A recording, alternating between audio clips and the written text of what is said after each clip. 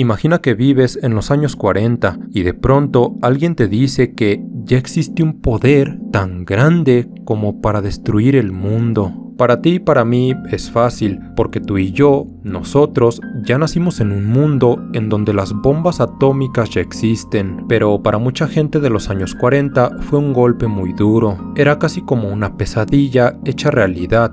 Escucha de nuevo, ahora podíamos fabricar armas tan fuertes que arrasaban de un solo golpe a ciudades enteras. Un periódico de la época decía lo siguiente en la primera plana: una sola bomba atómica podría destruir 40 millones de vidas en los Estados Unidos. Imagina lo impactante que es leer eso por primera vez en tu vida. Pensarías que el mundo está al borde de la destrucción, que solo es cuestión de tiempo para que todo termine, que nuestro mundo ha perdido el sentido. En 1945 habían nacido las bombas atómicas, el poder destructivo más grande de la humanidad.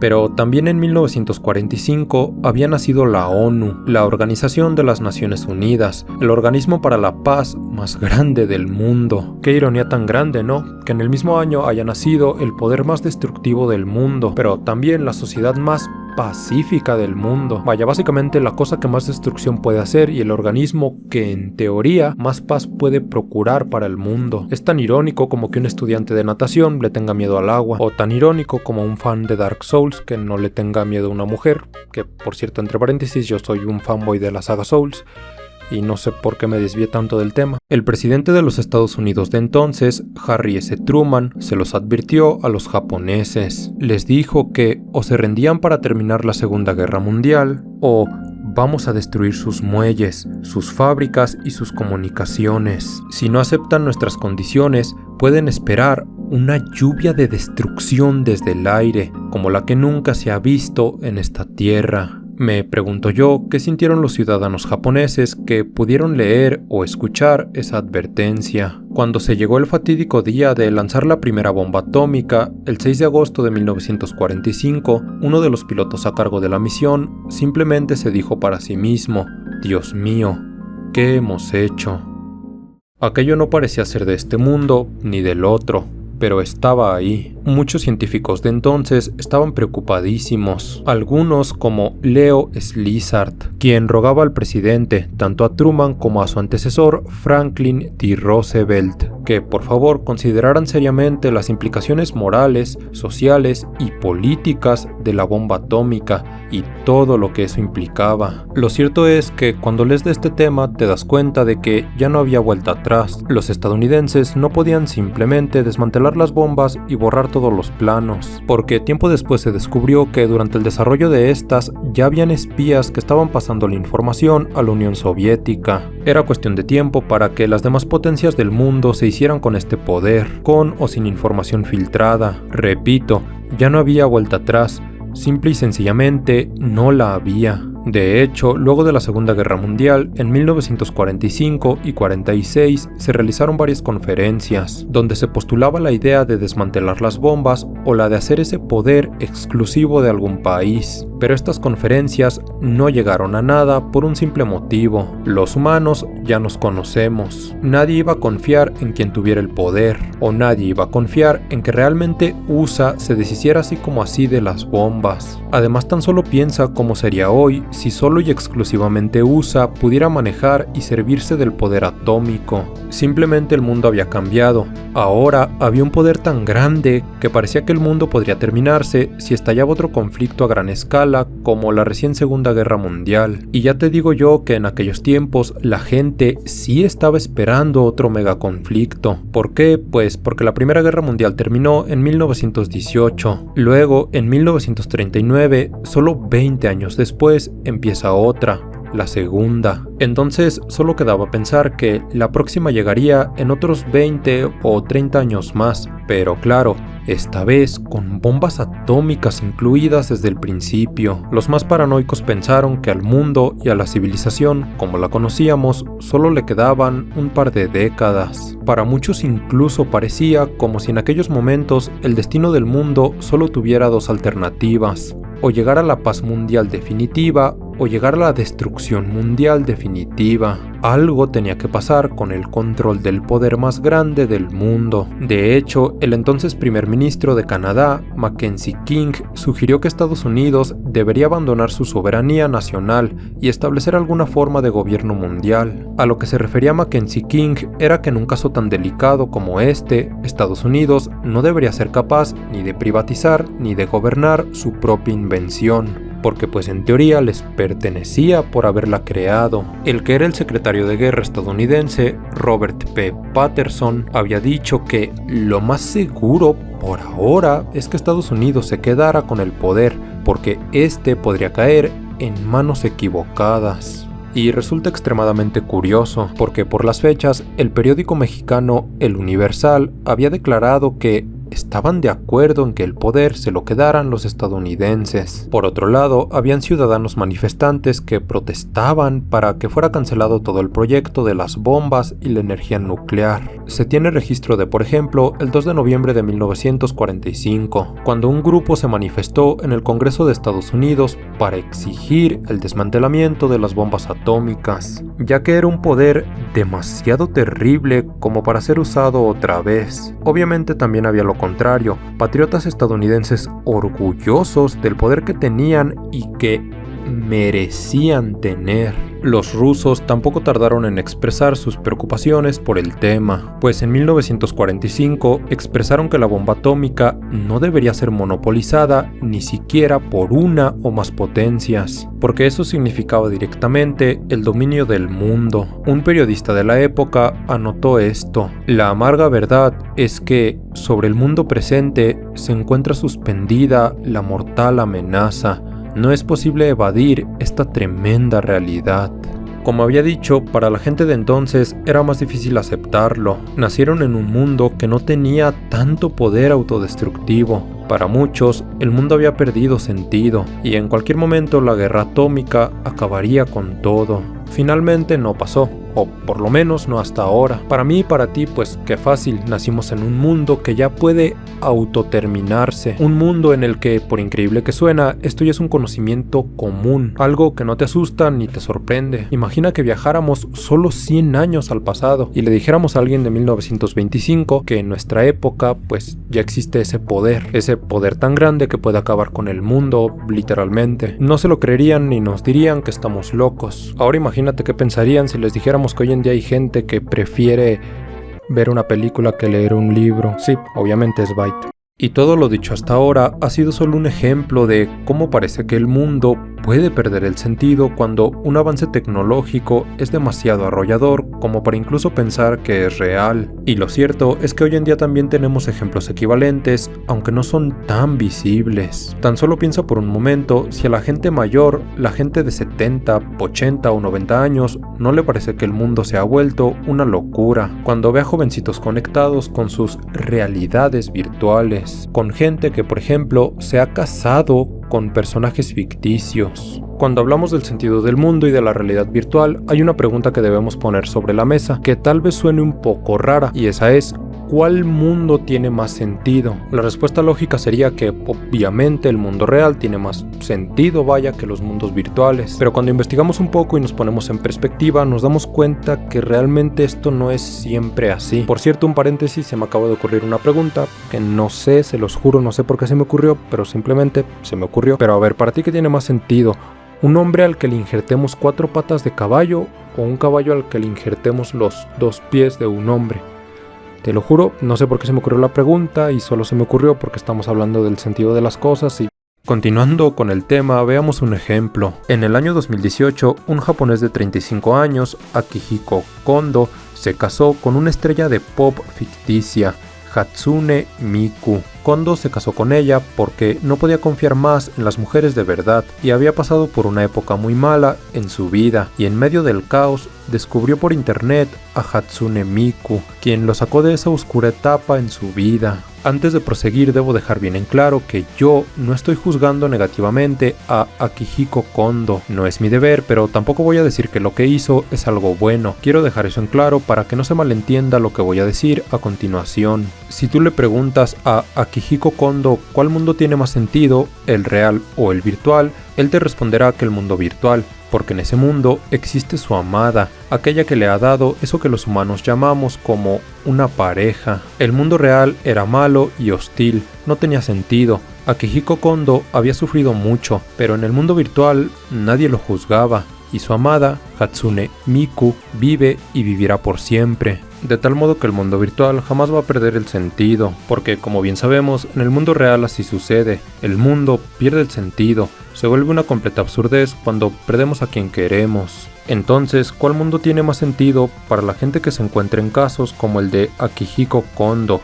¿El virtual o el real? De nuevo quiero dejar en claro que no estoy diciendo que el caso de Akihiko Kondo sea algo bueno, pero pues si al final del día no le hace daño a nadie, pues qué más da, ¿no? Lo cual nos lleva a pensar en una posibilidad muy aterradora. Imagina que ese fuera el discurso con el que en el futuro te van a vender con la realidad virtual y la inteligencia artificial un mundo mejor. Es decir, yo no tengo dudas de que algún día podrás pagar por, entre comillas, recuperar el sentido de tu mundo, en forma de usar la realidad virtual con la IA para revivir a tus seres queridos, y eso, lo veas por donde lo veas, crea una paradoja o una contradicción, porque viviríamos en un mundo en que la realidad tiene menos sentido porque, paradójicamente, lo virtual tiene más sentido. El mundo real es malo, pasan cosas feas porque sí, pero hey, mira, en el virtual no, en el virtual hay paz y armonía. Ese sería más o menos el discurso, ¿no? Muy paradójico o contradictorio el asunto, creo yo. No lo sé, la verdad es que tal vez no suceda, pero tal vez sí, porque así como con la bomba atómica, bien podría pasar con esto. Es decir, para ti y para mí sería impactante. Pensaríamos que el mundo se ha vuelto loco si de pronto introducen estas tecnologías. Pero para la gente del futuro que nazca, donde estas tecnologías ya son un estándar, pues todo bien como con la bomba atómica. Para ti y para mí, lo normal. Para la gente de antes, una conmoción. Y creo que esta también es una enseñanza que todo esto nos deja, que debemos entender que nuestro contexto social puede sesgarnos y hacer que sobrereaccionemos ante cambios sociales o tecnológicos. Pero pues bueno, también esto viene porque a veces realmente necesitamos años para poder predecir exactamente qué va a pasar con estos cambios, ¿no? Como hace 2 o 3 años que hubo toda esa euforia, o para algunos ira, con la explosión de las inteligencias artificiales, inteligencias artificiales generativas. Muchos sobrereaccionaron pensando que la IA, la inteligencia artificial, iba a sustituir todos los trabajos creativos. Lo mismo que con las bombas atómicas, ¿no? O sea, algunos muy paranoicos y algunos pues más sensatos. Simplemente los grandes cambios, o lo que parece que va a significar un gran cambio, nos alborota. Realidad virtual, bombas atómicas, inteligencia artificial, estas cosas son solo el producto del hombre y como vimos pueden alterar el sentido del mundo y podríamos seguir mencionando más y más ejemplos, pero creo que lo mejor es darle la vuelta a la moneda y dejar de lado por ahora las invenciones humanas para hablar de la naturaleza, sobre eso que la naturaleza puede hacernos y que también altera radicalmente el sentido del mundo. Y aquí tengo una pregunta, ¿cuál es la principal diferencia entre un desastre creado por los humanos y un desastre creado por la naturaleza? Obviamente que hay muchas diferencias, pero la respuesta que ahora mismo nos interesa es los culpables. Créeme cuando te digo que cuando una gran desgracia o cambio sucede en el mundo, la reacción de las personas es muy diferente si hay un culpable o un responsable o si no lo hay. Y a veces ha pasado en nuestra historia humana que la gente se aniquila a sí misma en su búsqueda por encontrar a un culpable o una causa o un remedio para, vaya, lo que está pasando. Es que te lo juro, o sea, los humanos, incluido yo, obviamente yo sobre todos, estamos bien pendejos. Hace unos 600 años, en el siglo XIV, una tormenta de miseria asoló al planeta Tierra. Una tormenta conocida más tarde como la muerte negra o la peste negra. Todos hemos escuchado alguna vez lo que pasó, ¿no? Cuando una pandemia acabó con la vida de hasta 200 millones de personas en toda Europa. Se dice que fueron las pulgas y las ratas quienes transmitieron la bacteria,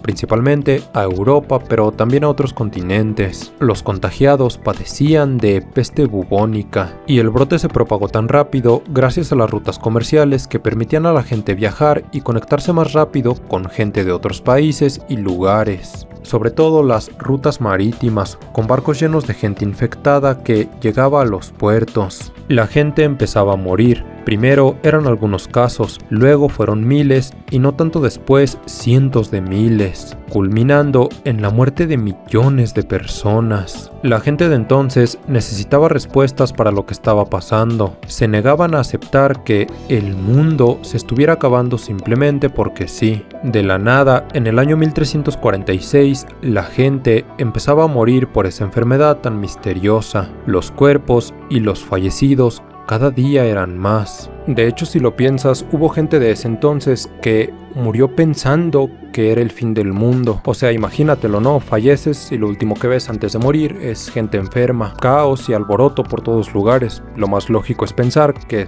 se está terminando todo, que es el fin no solo tuyo, sino de todos los demás también. Sobre todo porque pues en esos tiempos no había internet o noticias como hoy, y no tenías una manera rápida de saber si eso que estaba pasando, ese alboroto tan grande, solamente era donde vivías o en literal todos los lugares del mundo. Entonces sí, hubo gente que falleció pensando que era el apocalipsis y que se iba a terminar el mundo. Obviamente en 2020, con la pandemia reciente que nos tocó vivir, mucha gente pues se fue pensando lo mismo, que el mundo iba a llegar a su fin.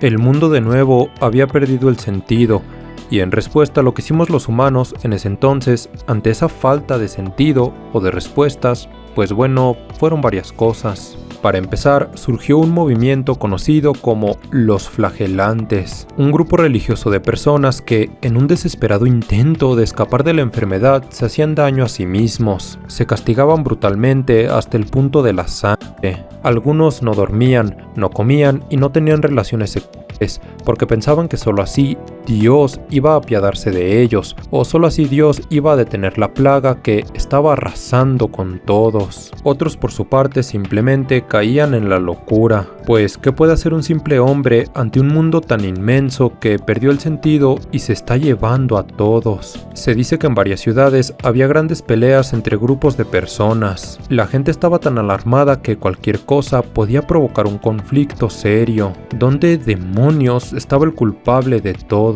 Los culpables no eran los ricos, ellos también morían, tampoco los poderosos, ni los pobres, ni los de clase media, ni los religiosos, ni los paganos. Todos estaban cayendo. La plaga no discriminaba. Tan solo imagina qué tanto se estaba quebrando el mundo y su sentido, porque supongamos por un momento que tú y yo éramos gente pobre de ese entonces. Toda nuestra vida habíamos visto cómo la gente rica y poderosa era inmune a todo, cómo esa gente rica simplemente no podía ser derrumbada, nada les afectaba, pero luego llega la plaga y todos caen por igual, todos empiezan a perecer. Y entonces ahora sí nos espantaríamos porque nos daríamos cuenta que ahora sí en serio es el final de todos, que ahora sí de verdad el mundo se está terminando, porque hasta la gente que siempre parecía intocable y poderosa está cayendo, esa gente que parecía que era inmune a todo. Y si era así, pues entonces ¿qué le depararía a nosotros, no a los desprotegidos? Básicamente pensaríamos que esto es una barrida total, que no te podía proteger ni el dinero, ni la religión, ni vaya, nada, literalmente nada. Las hipótesis de la época eran muchas, y las medidas que se tomaban también eran muchas. Una vez, por ejemplo, purgaron de algunas ciudades a las prostitutas. Los cadáveres directamente ya no se enterraban, se mandaban a tirar fuera de la ciudad, lo más lejos posible. En otros momentos hubo quienes pensaron que el fuego podría combatir la plaga, es decir, estar cerca del fuego te podía proteger, o quemar los cadáveres lo haría. Y es que tan solo piensa lo que significa que en algún punto era tanta la gente que moría que los vivos ya no alcanzaban para seguir sacando a los cadáveres o para enterrarlos. ¡Qué locura era eso! El mundo simplemente había perdido todo sentido, y más aún cuando para el final de la plaga, según estimaciones, hasta el 60% de toda la población europea había perecido. Creo que después de todo lo dicho podemos asegurar, o tal vez podemos asegurar, que los humanos seguimos siendo pues muy malos a la hora de reaccionar ante megacatástrofes, ante el inmenso caos o ante la pérdida de sentido del mundo. Por un lado es normal, como con la peste negra, pues obviamente nos íbamos a sentir asustados, pero por otro lado deberíamos reflexionar muy seriamente sobre nuestros actos o sobre nuestra manera de actuar en el pasado y en cómo hemos llevado las cosas como sociedad cuando parece que todo empieza a fallar. O sea, la peste negra nos obligaba a buscar culpables o causas o respuestas, y en lugar de frenar el problema lo que hacíamos era lo contrario: pelearnos entre nosotros, aniquilarnos, entrar en conflicto, separarnos aún más, dejar de apoyarnos. Pues bueno, otra vez lo mismo, ¿no? Como con la bomba atómica, simplemente no sabíamos cómo reaccionar. Obviamente también en la peste negra eran momentos entre comillas más inocentes del humano, ¿no? que ahora. Y bueno, creo que todos los ejemplos que he mencionado hasta ahora pues también deberían servirnos para plantearnos cómo reaccionaríamos los humanos de ahora ante otras